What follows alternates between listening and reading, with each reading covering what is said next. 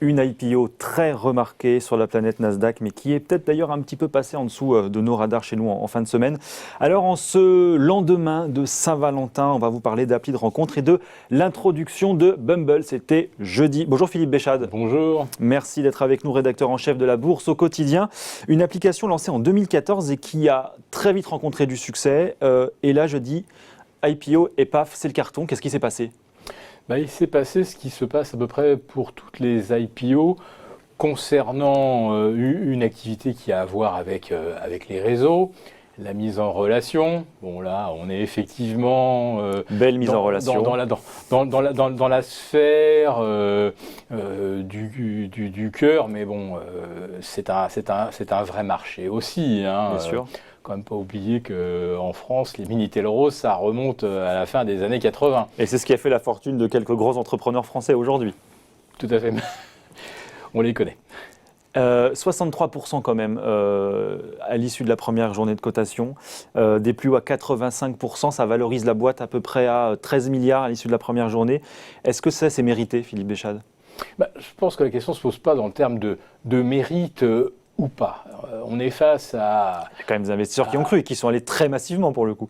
7% encore vendredi à l'issue de la deuxième journée de cotation. Oui, mais on est face à un déferlement de liquidités et on a une longue chaîne d'IPO depuis notamment le mois d'octobre, avec parfois des 100, 120% de hausse le premier jour de cotation. Je pense à Snowflake, on avait eu aussi DoorDash qui avait livraison de repas doublé en 48 heures.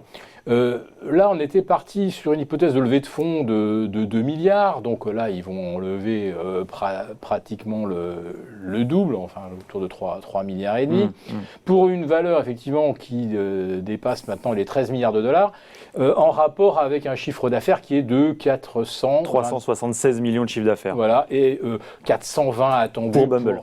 Pour attendre, voilà. 420 millions attendus en 2021. Ça vaut pas 30 fois le CA ? Non mais il n'y a rien qui vaut 30 fois le chiffre d'affaires. Apple, qui est l'entreprise la plus profitable de la planète, se paye 2 fois son chiffre d'affaires, grosso modo. Voilà, donc on est là sur des multiples, mais auxquels on s'accoutume au fur et à mesure, au fil des mois, au fil des injections de la Fed. Mais alors, racontez-moi finalement pourquoi pourquoi les investisseurs vont chercher des valorisations comme ça aussi délirantes. Qu'est-ce qu'on va chercher quand on a ce genre de résultat-là ? Si vous voulez, c'est un phénomène collectif, c'est-à-dire que tout le monde a du cash. Comme certains le disent de façon un peu triviale, l'argent suinte des murs. Donc, on est là sur des dossiers qui font un petit peu rêver, mais surtout, il faut y être. C'est ce fameux « il faut » qui coupe toute forme de réflexion. Aujourd'hui, on ne peut pas ne pas être sur un Donc c'est une bulle ? Tout présente, on va dire, les mécanismes d'une bulle.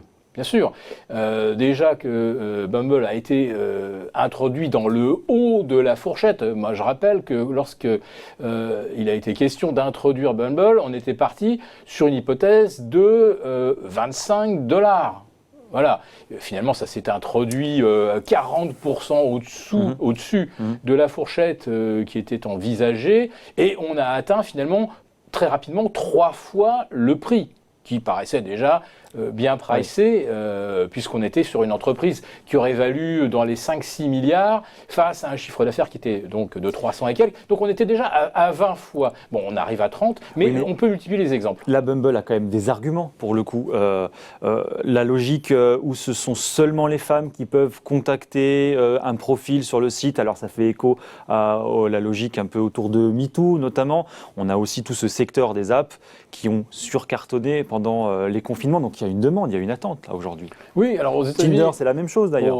Aux États-Unis, alors Tinder n'étant pas coté, on ne peut pas trop savoir. Sur la consommation et sur les téléchargements. Voilà, alors là par contre, on a effectivement des références en termes de fréquentation. En France, je crois qu'on a Glidden, où c'est à peu près le même principe. Ce sont effectivement les femmes qui sélectionnent les... Tinder, première app la plus utilisée dans le monde, et Bumble est arrivé juste derrière, en deuxième. Oui, oui, oui. Alors avec je ne sais plus combien de millions d'utilisateurs, je crois que c'est plus de 20. Hein. C'est 50 millions sur Bumble. Voilà, donc 54,6. c'est une échelle. Donc il y a un intérêt quand même particulier. Oui, oui. Il y a un appétit quand même pour ce secteur-là. Avec un modèle qui était en quelque sorte celui aussi de Facebook au départ. Mais là encore, on est sur des multiples qui sont absolument stratosphériques. Et il va falloir attendre combien d'années, si vous voulez, pour que la valorisation actuelle soit justifiée par les revenus générés par la publicité. Par la publicité. 28 milliards de dollars de recettes par les sociétés, justement, toutes ces Tinder, Glidden, etc. 28 milliards juste sur le premier trimestre, sur le dernier trimestre de l'année 2020, à l'issue des confinements. Il faudrait que Bumble capte 100% du marché à l'horizon 2025. C'est totalement, évidemment, impossible, physiquement impossible. Et en imaginant que toutes les Américaines en âge de chercher une aventure, mettons, aller 21 ans aux États-Unis jusqu'à 60 et plus, il n'y a pas d'âge pour l'amour. Mais il faudrait qu'il y ait 140 millions de femmes inscrites. Et même en supposant qu'on ait ce taux absolument impossible à atteindre, naturellement, on serait toujours sur des multiples de capitalisation énormes. Alors c'est vrai, il y a une petite chose que je peux ajouter quand même, c'est que en Europe notamment, la période de confinement a provoqué un nombre de divorces énorme. Donc il faudra que Bumble s'implante en Europe, parce que là il y a un vrai marché. Mais il y a eu une demande, 33 milliards de téléchargements de mémoire, je crois, d'applications de rencontres sur la planète durant les confinements successifs. Oui. Bon, sauf que en France notamment, c'est un peu difficile de se rencontrer après les heures de travail. Avant 18h, évidemment. Voilà. Un mot juste avant de se quitter, mais vous nous disiez, et alors, allez-y d'ailleurs, que la moitié des IPO, justement, que vous jugiez survalorisés, et vous en avez donné quelques exemples tout à l'heure, la moitié ce sont des SPAC. Qu'est-ce que c'est que ça? Expliquez-nous rapidement en un mot.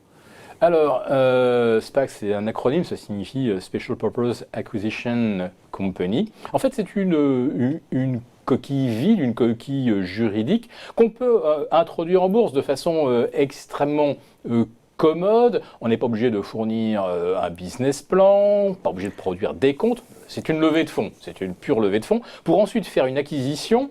Alors tout le monde pense évidemment à ces licornes qui ont deux façons de rentrer en bourse, soit effectivement de se lister pour une IPO, mais avec des frais qui s'élèvent entre 5 et 6% des sommes qu'on espère lever.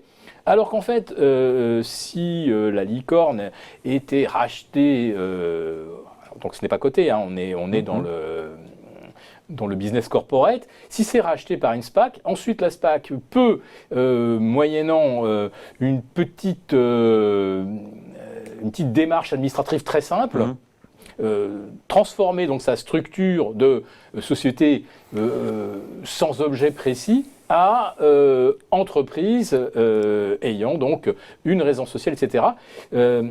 Pour les candidats à l'introduction en bourse, la SPAC, ça permet finalement de s'introduire à moindre frais. Alors, c'est pas le cas de Bumble, là. Hein. D'accord. Absolument pas. Mais pour des candidats ou des concurrents de Bumble qui seraient de plus petite taille, pour les fintech notamment, puisqu'on sait que Jean-Pierre Mustier, président d'Unicredit, qui aujourd'hui est en transition avant j'imagine, de rejoindre une très très grande banque au plus haut niveau. Pour l'instant, il lance sa SPAC. Tidjane Thiam, l'ex-patron de Crédit Suisse, a lancé la sienne. Et c'est très important. Et ça crée beaucoup de survalorisation. Comme justement vous parliez d'ordage tout à l'heure, ça crée effectivement beaucoup d'émulation sur notamment les indices technologiques. Oui, parce que c'est une question là encore de masse de capitaux. Le volume d'argent levé l'année dernière, rien qu'à Wall Street sur les SPAC, c'est 101 milliards de dollars. C'est une frappe, c'est une force de frappe, c'est du cash qui est en attente de s'investir. Et sur l'année 2021, on est déjà à plus de 100 SPAC listés, avec, on va dire, entre 2 et 300 millions à chaque fois. 300 millions, c'était par exemple la SPAC de Xavier Niel, Pigasse, etc. Donc vous voyez l'échelle. Donc si vous avez 100 SPAC de plus cette année, donc vous rajoutez à nouveau plus de 100 milliards dans le marché. Et donc ce sont là des capitaux qui cherchent à s'investir. Donc pour des entreprises qui veulent s'introduire, entre la demande venant des SPAC et Ce qui le explique succès aussi l'attrait sur DoorDash, Bumble le succès notamment. des IPO, parce qu'il y a du narratif derrière. Là, l'année 2021 se présente très très bien. De quoi donc essuyer l'argent qui coule des murs. Merci. Vous êtes sur Bumble, Philippe, d'ailleurs? Ben écoutez, j'ai un mariage heureux, donc non, je ne suis pas sur Bumble. Et on en est très heureux pour vous. Merci beaucoup, Philippe Béchade. La Bourse au quotidien d'être venu nous voir aujourd'hui sur Boursorama.